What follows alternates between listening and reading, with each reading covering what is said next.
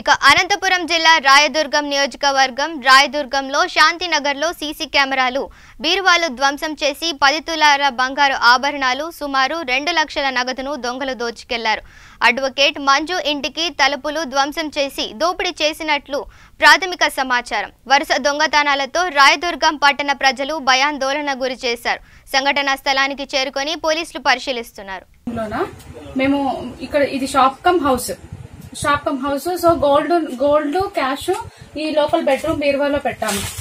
ఈ దొంగలు వచ్చి మొత్తము ఎంట్రన్స్ 2 గేట్లు విరగొట్టారు. మొత్తం బీరువాలన్నీ ఓపెన్ చేశారు. ప్రతి బీరువా ఇక్కడ ఉండే 5-6 బీరువాలన్నీ ఓపెన్ చేశారు. కానీ శారీస్ ఏవి తీసుకోలేదండి. మా అవేర్నెస్ ప్రకారం మేము తెలుసుకున్నది శారీస్ తీసుకోలేదు. జస్ట్ గోల్డ్ అమౌంట్ లోపల బీరువాలో ఉండే అమౌంట్ గోల్డ్ తీసుకున్నారు. మొత్తం డామేజెస్ అయితే చేశారు. కొన్ని సీసీ కెమెరాస్ డామేజెస్ చేశారు. మానిటర్ అన్ని డామేజ్ చేశారు. మిగిలిన ఏ థింగ్స్ డామేజ్ చేయలేదు. అంతేగా. ఎంత ప్రాపర్టీ ఎంత పోయింది సార్? నియర్లీ 10 తులాల బంగారం పోయింది. 1,28,000 క్యాష్ పోయింది సార్. సార్ ఇది జస్ట్ స్టాక్ ఈ 1 వీక్ నుంచి స్టాక్ ఫుల్ గా వస్తుంది. ఎందుకంటే మ్యారేజ్ సీజన్స్ కదా, చాలా స్టాక్ వస్తుంది. సో మేము ఎప్పుడు ఇక్కడే పడుకుంటాము, ఇక్కడ కిందింట్లోనే పడుకుంటాము.